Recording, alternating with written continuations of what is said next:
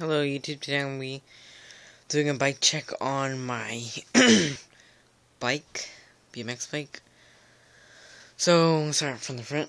I got my Black Ops green grips. They're very good. Nice and grippy, what do you want to call it? Stock lever, originate, brake line.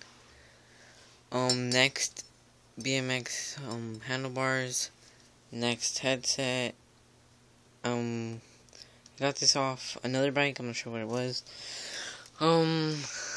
Next, fork. Next, rims.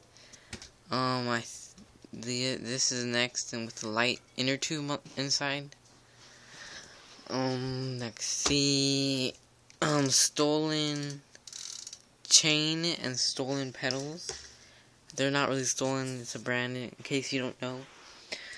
I'm running, I think, a 42 tooth and a 16 tooth. I'm not sure. Haven't counted them. In the back, got a black rim. Next, tires is still not worn out yet that much. And with the light inner tube inside. What else? Next, frame. Very good. Brakes, very good. That's pretty much it. I just very cleaned this bike. Took off all the stickers. You had a bunch of monster stickers on it. But now I cleaned it. As you can see, it's very clean. Yeah, I painted the fork. Painted some of the other stuff. And yeah, it came out pretty good. Comment, subscribe, like what you think about the bike. This is not a crappy Walmart bike. It's actually pretty light.